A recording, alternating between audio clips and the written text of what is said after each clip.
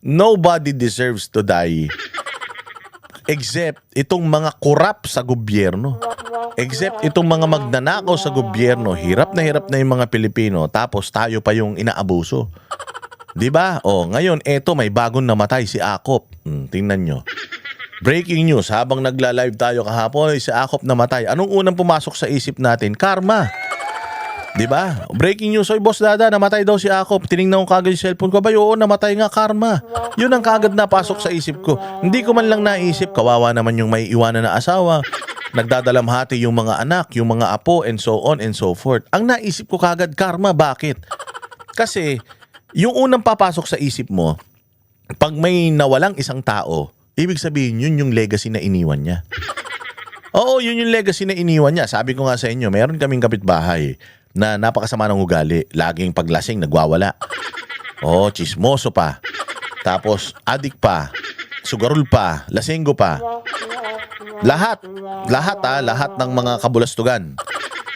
Busit na busit ang mga kapitbahay sa kanya. Nung namatay, alam mo ang sabi ng mga kapitbahay, alam mo, mabait yan. Mabait naman yan eh.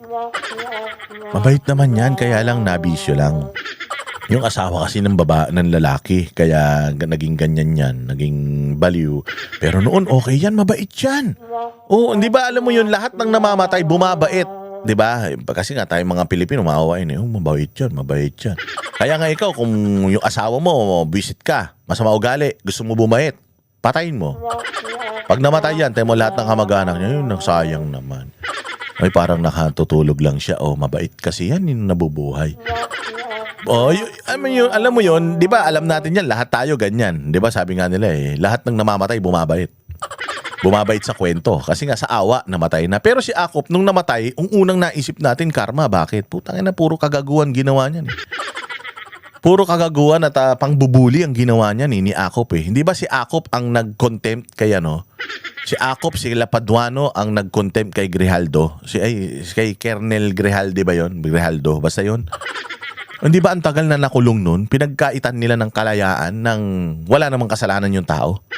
Ni wala ngang kaso yung tao ngayon patungkol doon sa binibintang sa kanya ng mga hudas na ito. Di ba? Aside from that, pinatawag yung mga vloggers doon. Mga babae. Crisetio, si MJ Kiambao. Anong ginawa sa kanila nito? Binaboy-baboy sila nito. Putang ina, katanda-tanda tao. Akala mo, walang mga apo, mga anak na mga babae. Putang ina, mga babae, pinagtripan doon dahil congressman sila, kaya yabang nila. Di ba? Anong ginawa? Pinaiyak. Tapos sabi, magsusorry ka o hindi? Kung di ka magsorry, contempt ka.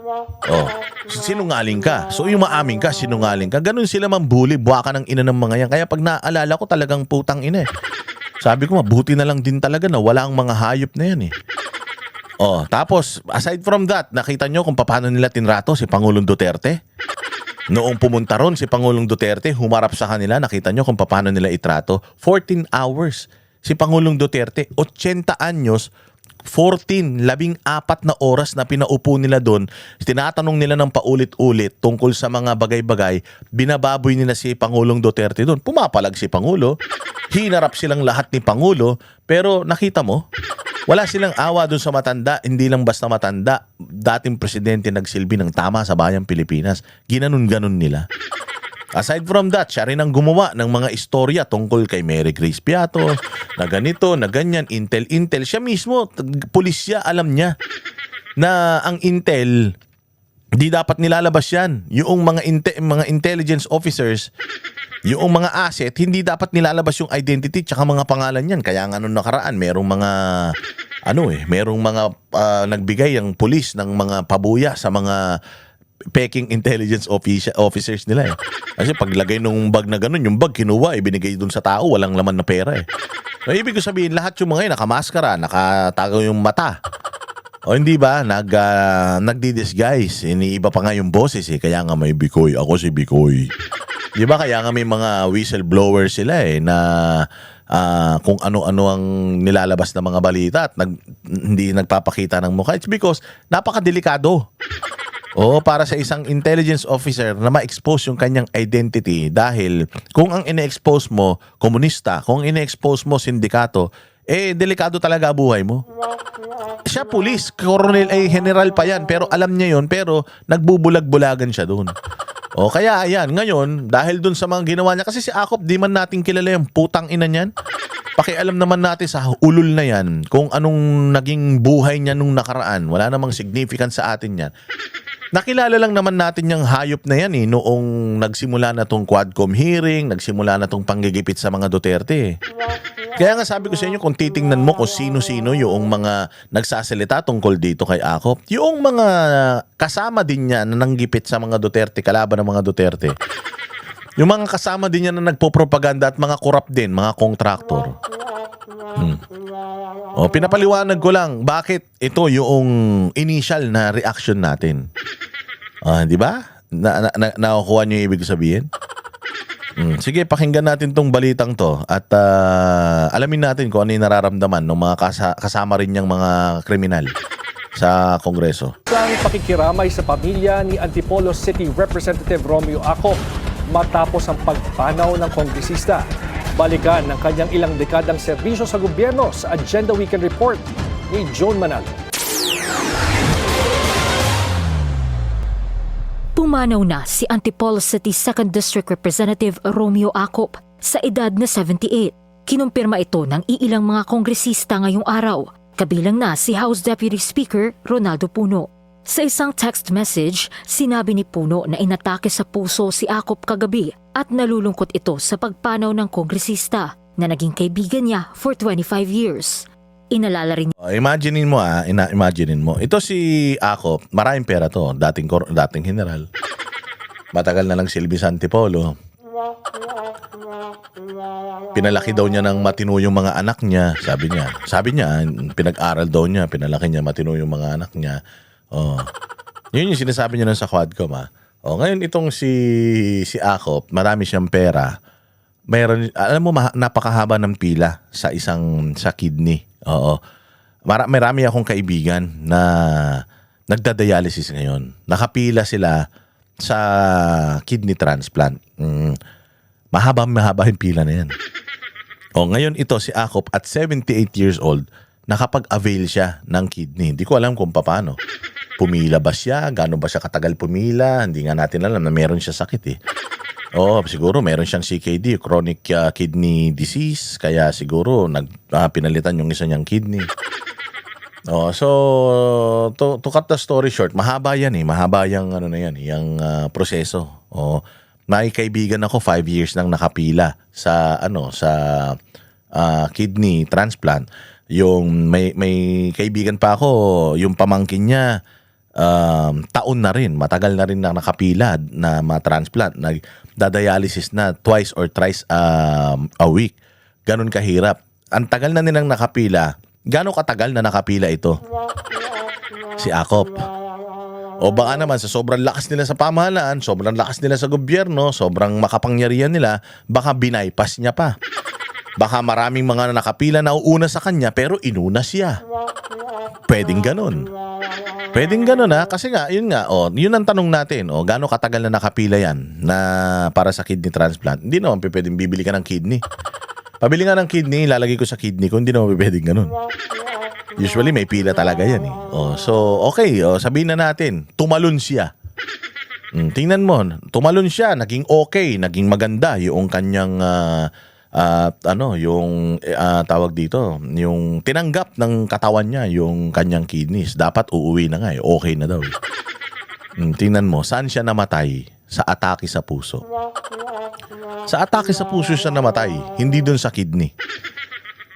Sabi nga nadugtungan mo yung kidney mo, kahit gaano ka kayaman, kahit gaano ka makapangyarihan, kahit na gaano ka kalakas, kung mamamatay ka dahil sa kidney failure at kaya mong palitan yung kidney mo, sigurado, kung sobrang dami ng pera mo at kahit na kidney ng alien pwede mong ipalagay sa'yo, pagka mamamatay ka. Lahat ng perang nakuha mo, na-acquire mo in your lifetime, lahat ng mga, kung galing man yan sa masama, galing man yan sa mabuti, lahat yan hindi na kayang duktungan yung buhay mo. Kasi bumili ka ng kidney, hindi ko alam kung marami kang tinalunan sa pila para makuha mo yan.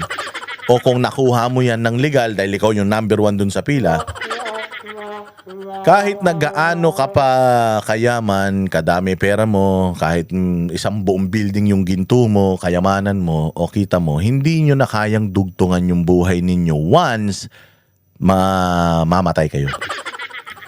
Kaya nga, ang sinasabi natin dito is why do you keep on getting so much wealth, lalong-lalo na itong mga kurakot sa gobyerno?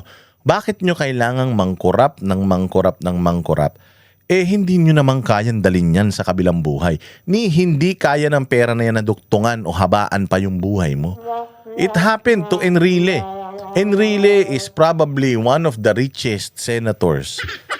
Oo, maaring sa dami ng pera niya, humaba yung buhay niya hanggang 100 plus. Pero tingnan mo, hanggang may hangganan ng buhay ng tao, hindi ka immortal.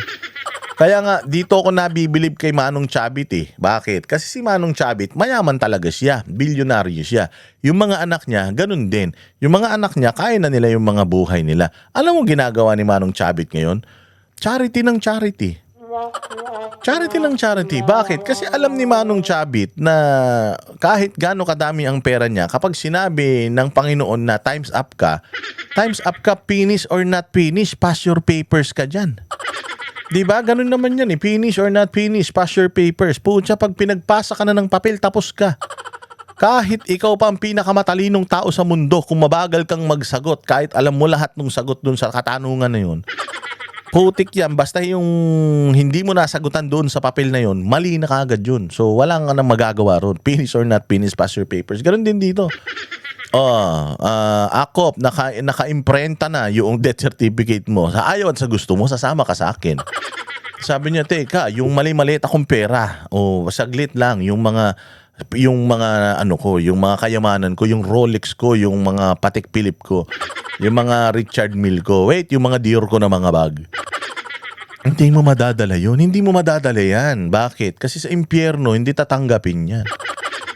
May mall naman doon. Doon ka nalang mag-shopping. May pocket money ibibigay sa iyo si Satanas. Huwag kang mag-alala. Hindi ba? So, ito yung magsilbing aral talaga sa mga kababayan natin, lalong-lalo na sa mga magnanakaw sa gobyerno, na siguro man hindi nyo maiwasang magnakaw dahil normal naman sa mga politiko magnanakaw, pero huwag man sobra-sobra. Huwag naman sobra-sobra. Papayag na kami na magnakaw kayo ng konti. Wala namang politikong hindi magnanakaw. Papayag na kami na magnakaw kayo ng konti. Tangina ninyo. Sige na, wag nyo man ubusin. Wag nyo naman yung patiba naman yung para sa taong bayan, kukunin nyo pa rin. Patiba naman yung para sa mga proyekto na makikinabang din naman kayo tsaka yung mga pamilya nyo, putang ina nyo, porket matataas ang mga bahay nyo. Hindi kayo binabaha, putya nanakawin nyo pa rin. Wag naman ganun. Kasi kahit na gaano karami, kasi nilaki pa ng buwan, yung kayamanan na makuha nyo, once you're done, once you're dead, hindi na yan importante at hindi mo na yan madadala. So, yung sakto lang ha. Hindi naman namin kayo mapigilan magnanakaw. Hindi naman namin kayo napipigilan mangupit. Lahat naman ng tao ganyan. Ako nung bata ako nangupit din ako sa nanay ko naglalaro ko ng ng Mortal Kombat sa computeran eh. Magbabantay ako na kunyari ng tindahan eh. Ako muna magbabantay. Sige na, magbingo muna kayo. Pero putyang ina, bawat may bumibili, kaltas ako ng kaltas eh. Meron akong meron akong komisyon eh. Allocation yun eh. Pag nabuo ko na yung 25 pesos, 2 oras na yun eh. Ko na yun, sabihin ko, kayo na magbantay. Pucha, alam na ng nanay ko yun, nakakulimbat na ako noon. So babalik na yung nanay ko, magbabantay na ng tindahan namin, magko-computer na ako ng gano'n. Kung Mortal Kombat na ako, mag-NBA na ako sa computeran, 2 oras yun. So lahat naman tayo guilty sa ganyan. Okay man lang yung siguro konti lang. Pero putang ina yung sobra-sobra, yung grabe-grabe talaga, hindi na magkasya sa mga bangko, nilalagay nyo na sa mga kondominium. Wag yan. Sa impyerno kayo talaga mapupunta niyan. Ito sinasabi dito, heart attack last night. Our hearts are broken. Broken-hearted ka, sir? Broken-hearted ka, gusto mo sumunod ka na. He was a friend for more than 25 years and devoted, courageous, honest public servant. Paano naging honest yan? Mantakin mo, police, si Akop. Tapos nung nakaraan, di ba, nagaganon-ganunan pa sila ni Franz Castro. Si Franz Castro, convicted na child abuser yun, ha?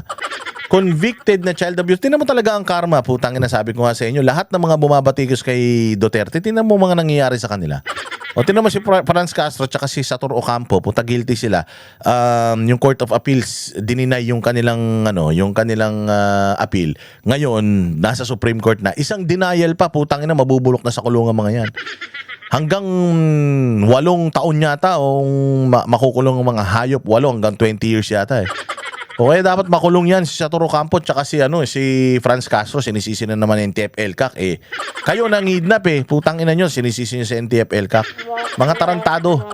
Sabi niya, gusto lang kami makulong. Tanga, hindi namin kayo gusto makulong, gusto namin mamatay kayong lahat. Gusto namin maubos lahat ng mga komunista sa Pilipinas. Oh, courageous, paano naging courageous yan si Akop? Diba? Oh, nagse-celebrate pa nga sila ni tawag dyan, nagse-celebrate pa sila ni Franz Castro matapos ipa-contempt yung mga kinontempt dyan sa Congress. Oh, courageous. Ang courageous niyan. Kalaban mo yung mga komunista eh. Ika-PMA-er ka, PNP, general ka. Kalaban mo yung mga terorista, komunista, lahat ng masasamang loob. Tapos nakikipag-celebrate ka kanila Paduano. Tsaka kay Franz Castro, si Paduano, sabi ni Ka Eric, criminal din yan. Kaliwa din yan at ang trabaho nga daw niyan maglikida ng mga tao. Yun daw ang gawain niyan. Tapos po siya nakikiselebrate ka dyan dahil congressman ka. Hindi, dapat ang prinsipyo mo firm. Whether congressman ka, kahit kasamang congressman yan, kung magnanakaw kriminal yan, dapat hindi ka nakikipag-celebrate sa mga yan. Honest ang sinasabi. Asan yung honesty ng mga yan? Si Akop bilang isang devoted, courageous at honest public servant. Miyembro rin ng National Unity Party si Akop, kung saan tumatayong Pangulo si Puno. Nagpahayag din ng pakikiramay si dating House Speaker at late First Tingnan mo sino mga nakikiramay. Nakikiramay yung mga suspect sa krimen. Nakikiramay yung mga suspect sa sa flood control scam. Itong si Romualdez, tingnan mo. Oh, sinasabi niya na malaki talagang naiambag. Malaki talaga naiambag ni Akop sa'yo. Oh, ang pinagsilbihan ni Akop hindi naman yung Pilipinas, hindi naman yung distrito niya, ikaw eh. Nung speaker ka di ba? Ginamit mo yan sila Akop, sila Paduano, sila Abante para gurgurin, kanain ang mga Duterte. Para kung lahat ng mga kalaban, lahat ng mga nagsasalita against sa inyo, gipitin ninyo. O kaya talagang masama ang loob nito ni Romualdez kasi naging aso niya si Akop eh. Na kahit alam na ni Akop na paglabag na sa karapatang pantao yung ginagawa nila doon sa mga pinapatawag nila sa Congress, pero dahil utos ng buwaka ng inang Romualdez na to, at ewan ko kung magkano ang usapan nila, may nagsabi eh. Si Greco Bellica nagsabi 10 million, 10 million bawat hearing isang congressman diyan sa Quadcom. Sabi ni Greco yun Ilang hearing nagkaroon sa Quadcom? 15 hearings times 10 million, imaginein mo. 150 million bawat isang congressman na nandoon gumigisa sa mga Duterte. Yun ang sinasabi ni Greco Bellica. Hindi ko sinabi yun inulit ko lang. So ganun kalaking pera yung binibigay ninyo sa mga congressman na ito para lang gipitin yung mga kalaban ninyo, pera ng taong bayan yan. Tangina nyo, nasa ng courageous. Big loss talaga yan. Big loss para sa inyo dahil nabawasan kayo ng isang asong uutusan. Isang attack dog, nabawasan kayo. Pero big win yan para sa amin. Kasi at least, ang inang yan, yung mga kinita niya, kung totoo man yung balita na kumita daw mga yan sa Quadcom hearings, at least, hindi niya nadala. Hindi niya na-enjoy yung baka ilan relo lang nabili niya ron. Hindi niya na-enjoy yung kinita niya dyan sa mga bayad-bayad niyo, pati sa pagpirma sa impeachment ni BP Sara. District Representative Martin Romualdez sa pagpanaw ni Akop. Anya, matindi ang naging Buti pa yung picture nagsasalita. Utangin na nasan to? Hinahanap kayo ng hanap kay bato. Ito ba pumapasok pa sa Kongreso to? Nandito pa ba sa Pilipinas tong hayop na ito? We mourn the passing of Representative Akop, a dedicated public servant. Dedicated sa'yo. Hindi public servant yan. Dedicated servant of mine. Binili mo na pati kaluluwa niyan who lived with discipline and integrity. Disiplinado talaga. Mantakin mo. Lahat ng iutos mo susundin. Integrity and remained unwavering in his commitment to serve Filipino people. Ulul, sinungaling. Walang pinagsilbihang Pilipino yan. Ang pinagsilbihan yan ikaw. Pinagsilbihan yan si Bongbong. Pinagsilbihan yan yung political interest yung dalawang putang ina nyo. Gago kayo. Pinagsasasabi nyo. Kasyon ni Akop bilang isang public servant at nanilbihan ito ng may disiplina, integridad at paninindigan. Pinagpugayan din ni Romualdez ang naging ambag ni Acop bilang isa sa mga nanguna sa House Quad Committee investigation sa Kamara. Nirespeto raw ni Acop ang due process at maayos na oversight powers sa lahat na naging pagsusuri nito. Instrumental si Acop sa kasaysayan ng Kamara dahil sa pagtatanong niya naungkat ang issue ng mga umano'y gawa-gawang pangalan sa acknowledgement receipts. Yan, ikaw ang gumawa ng gawa-gawang pangalan. Although, alam mo naman yun. In the first place, alam mo yun. Sarap pa ng ngiti mo dyan, o nakakangiti ka ba ngayon na tinutusok-tusok yung tumbong mo ni Lucifer ng nagbabagang bakal? Di ba pinag-usapan na natin yan noong nakaraan? Ganyan sa impyerno. Sa impyerno, mga bossing, forever yun. Di ba sabi nila walang forever? Tangi meron. Eternal yun. Walang katapusan yun. Pagpunta mo daw doon sa impyerno, mainit na yun. Walang aircon doon. Walang day off yun. 24 hours a day. Wala daw natutulog doon. Dire-diretso yun. Pagpasok mo, putsik na yan. Parang oven na yan. Ang init doon. At hindi ka nasasanay doon sa init. Lagi mong sasabi, ang init. Walang katapusan na ganun. Hindi yung parang nag-a-adapt yung katawan mo dahil sa init. Hindi. Putang ina, walang adapting doon. So lahat ng mararamdaman mo doon na sakit, yung unang-unang sakit na mararamdaman mo, forever yun. Sabi ko nga sa inyo, imaginein mo kung gaano kasakit na yung tumbong mo tutusukin na nagbabagang tanso. Yung mata mo pinapatakan ng tinunaw na salamin. Imagine mo gaano kasakit yun. Yung unang patak nun, ang sakit, aray! Hindi nawawala yun. Ganun kasakit yun, araw-araw, miya't maya. Sinusunog ka ng hindi nawawala yung sakit, hindi ka nasasanay at forever yan. Diyan pupunta yan. Dahil sa mga ginawa niya. Yan ang panatero, walang inuurungan. Pag